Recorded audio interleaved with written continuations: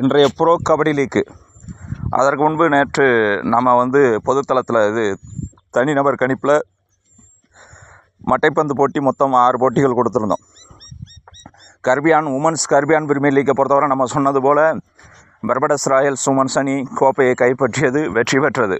Final வந்துட்டால் அகத்தியர் ஆரிடத்தை அடிக்கிறதுக்கு இந்த உலகத்தில் எந்த ஆரிடமும் கிடையாது. அது அகத்தியருக்கு அந்த பெருமை போய் சாரும். ஒரு மேட்ச் கூட தோல்வி இல்லாமல் 7 மேட்சுமே வெற்றியடைய வைத்திருக்கிறதும் அகத்தியரியை சாரும்.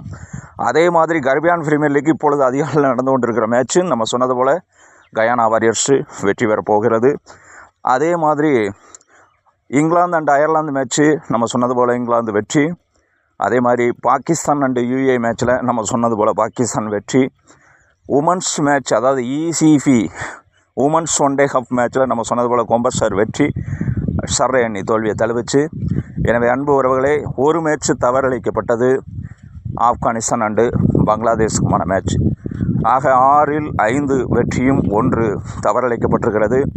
எனவே இதற்கான நிதியை இன்று உறவுகள் அனுப்பி வைக்கும்படி உங்களை அன்போடு கேட்டுக்கொள்கிறோம், அன்பு சொல்லைக்கு.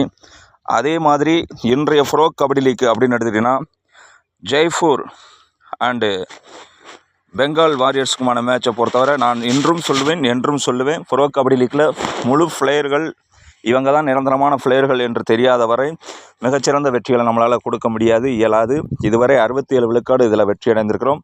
இன்றைய மேட்ச் ஜெய்ப்பூர் பெங்கால் வாரியர்ஸை வீழ்த்தி வெற்றி பெறும். 2வது மேட்ச் நான் பிறகு கணிப்பு தருகிறேன். நல்லது, மகிழ்ச்சி. மன்னிக்கணும், உமன்ஸ் மேட்ச்சில், அதாவது இந்தியாவின் உமன்ஸ் அண்டு ஆஸ்திரேலியா உமன்ஸில் தவறளிக்கப்பட்டது. அதைத்தான் நான் ஆப்கானிஸ்தான் அண்டு பங்களாதேஷ்னு சொல்லிட்டேன். நல்லது, மகிழ்ச்சி.